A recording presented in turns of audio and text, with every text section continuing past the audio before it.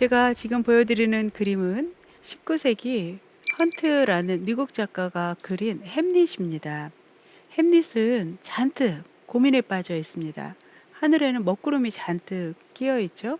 17세기는 이렇게 확신을 잃어버린 시대, 회의와 성찰의 시대입니다. 이 시대를 관통하는 말은 햄릿의 저 유명한 대사 to be or not to be, that is the question 이라는 말일 것입니다. 1602년에 초연이 되었던 이 연극의 주인공 햄릿 왕자는 비텐베르크에서 이제 유학 중이었어요. 그러다 아버지의 장례식을 참석하기 위해서 고국 덴마크로 돌아오게 됩니다. 그런데 그를 기다리고 있는 것은 어머니의 결혼식이었죠. 자, 아버지의 장례식인가 혹은 어머니의 결혼식인가. 그리고 어머니는 공교롭게도 숙부와 결혼을 했습니다. 이 여인은 어머니인가 혹은 숙모인가. 그리고 어머니와 결혼한 이 남자는 아버지인가 혹은 숙부인가.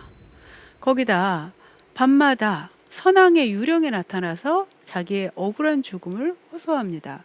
이것은 진짜 유령인가 아니면 햄릿은 미쳤던 것일까? 결국 햄릿은 검증하기로 하죠. 그리고 나머지 이야기들은 여러분들이 잘 아시는 대로 진행이 됩니다.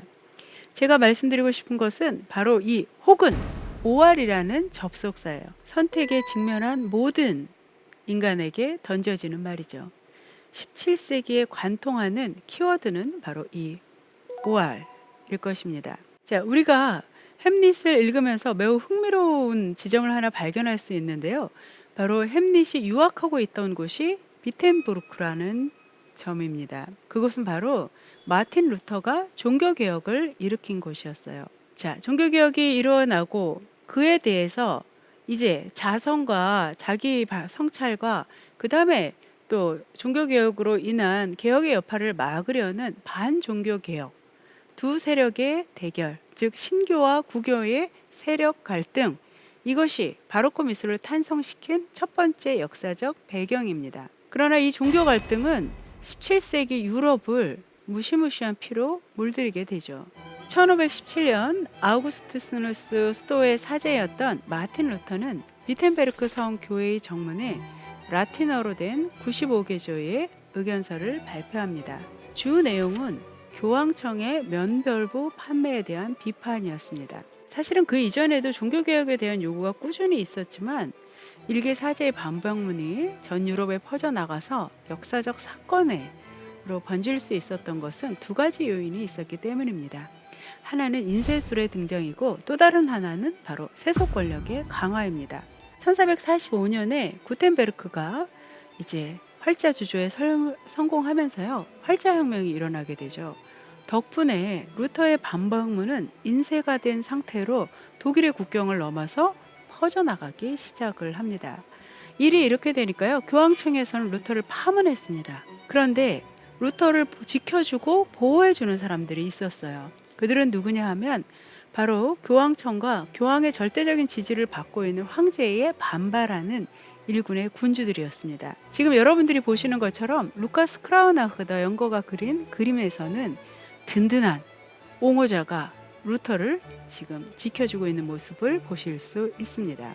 이렇게 종교개혁이 일파만파 퍼져나가니까요, 거기에 대한 대응으로 구교 측에서 이제 반종교개혁 운동을 벌이기 시작을 합니다. 자기 성찰을 하고 또 더욱 구교의 영향력을 강화하기 위한 여러 가지 노력을 하게 되는데요. 특히 1600년 바로 새로운 세기를 시작하는 이 시점에 구교 측에서는 교회의 위험을 높이기 위해서 교회의 모습을 새 단장하고 그러면서 미술의 수요가 급증하게 됩니다. 이게 17세기 전반기에 미술을 발전시킨 큰 동력이 되었습니다. 이 시기에 발전한 미술을 우리는 바로코라고 부르는데요. 원래 바로크는 기괴한, 그로테스크한, 그리고 일그러진이라는 뜻으로 르네상스 미술이 갖고 있었던 대칭적인 조화, 균제, 비례의 아름다움 등등과는 거리가 먼 미술품을 조롱조롱 일컫는 말이었습니다. 17세기 바로크 예술을 좀 더 들여다보면요, 17세기는 명실상부한 위대한 회화의 시대였습니다. 카라바조, 푸생, 루벤스, 벨라스케스, 렘브란트, 프란스 알스, 페이메르 등 우리가 지금도 사랑하고 세계 유수의 미술관을 가득 채우고 있는 위대한 화가들이 모두 이때 태어난 것 같습니다. 그 중에서도요, 17세기 바로코 회화의 포문을 열었고 지속적인 영향을 끼친 화가가 바로 카라바초입니다. 28살에 이미 로마에서 가장 그림값이 비쌌던 재능 있는 화가이자 살인자였던 카라바초. 그의 모든 그림은 스캔들이었습니다. 여러분들이 보시는 이 그림은 바로 카라바초의 의심하는 도마라는 작품입니다. 예수가 부활해서 제자를 찾아가지만 제자들이 믿지 못하죠. 제자 중에 도마라는 자, 토마스라는 사람이죠. 자가 예수님을 확인하기 위해서 십자가에서 내릴 때 생겼던 상처, 오른편 옆구리에 있는 상처를 보여달라고 합니다. 예수님이 그 상처를 보여주시죠. 그런데 카라바초의 그림은 너무도 충격적입니다. 도마는 상처를 보는 정도가 아니라 그 상처가 가짜인지 아닌지 확인하기 위해서 손가락을 쑥 집어넣고 있습니다. 예수님도 예상치 못한 행동에 살짝 아픈 듯한 표정을 짓고 있어요. 이 대목에서 원래 예수님은 의심하는 도마를 보고 보지 않고 믿는 자는 행복이니라 라고 말을 합니다. 그러나 이 시대는 의혹의 시대, 햄릿의 시대입니다. 같은 신을 믿지만 그 방법을 선택해야 되는 시대였습니다. 신교냐 구교냐, 또 과학이 발전하고 있던 시대였습니다. 이 과학의 발전도 또한 의혹을 증대시키는데 일조했습니다. 지동설이냐 천동설이냐, 종교 갈등과 과학의 발전, 이 두 가지가 17세기를 의혹의 시대로 몰고 갔던 두 요인입니다. 의혹은 검증을 요구하죠. 토마스는 그래서 원래 의심이 많은 사람, 학자의 이름으로 가장 알맞는 이름이라고 해요. 그렇지만 비단 학자가 아니더라도 사람들은 눈에 보이는 확실한 것을 원했습니다. 이러한 정신은 흔히 자연주의라고 번역이 되는 내추럴리즘으로 발전을 하게 되죠. 지금 여러분들이 보시는 이 그림 속의 제자들은 주름지고 늙은 얼굴에 모두 누더기를 걸치고 있습니다. 보통 관례적으로 성인들은 굉장히 아름답게 이상화돼서 묘사가 되었어요. 그런데 성경을 읽어보면 실제 제자들은 어부, 세리 등 가난한 민중들이었습니다. 사실 카라바초처럼 그리는 게 더 진실된 호소력을 갖지 않을까요? 그렇습니다. 이 그림에서 보시는 것처럼 과일은 썩고 잎은 시듭니다. 르네상스의 이상화된 재현은 썩고 시드는 어떤 것도 그리고 싶어 하지 않았어요. 그러나 17세기의 무렵에 등장한 내추럴리즘은 회의와 의심에 대한 분명한 응답입니다. 그렇습니다. 우리는 썩고 부패합니다. 그것은 부정할 수 없는 사실이다 라고 보여줍니다. 이러한 태도는 유통기간이 지난 르네상스의 이상주의, 그리고 매너리즘의 내용 없는 형식주의를 극복할 수 있는 하나의 대안이 되었죠. 이 그림은 스페인 화가 수르바란이 그린 명상하는 성 프란체스코라는 작품입니다. 기존의 교회 조직을 부정하는 신교는 신 앞에서 독대한 개인을 상정했습니다. 또 구교 내에서도 교단의 자성을 촉구하면서 종교적인 성찰, 명상 같은 것들을 중요하게 생각을 했습니다. 17세기에 성찰, 명상에 잠긴 인물들이 유독 많이 그려졌다는 걸 아실 수 있습니다. 이 작품은 라투르가 그린 참회하는 막달레나라는 그림입니다. 자, 그림 속 막달레나는 무릎에 해골을 놓고 촛불을 바라보며 명상에 잠겨 있습니다. 해골은 죽음을 상징하고 촛불은 유한한 삶을 상징합니다. 자, 17세기는 이 신교와 구교의 종교 갈등으로 전 유럽이 30년 동안 전쟁을 했습니다. 그리고 이 전쟁 기간에 페스트가 창궐을 하면서요, 죽음이 늘 가까이 있었죠. 이때 인간의 유한한 삶을 성찰하는 바니타스 회화가 유행했는데요.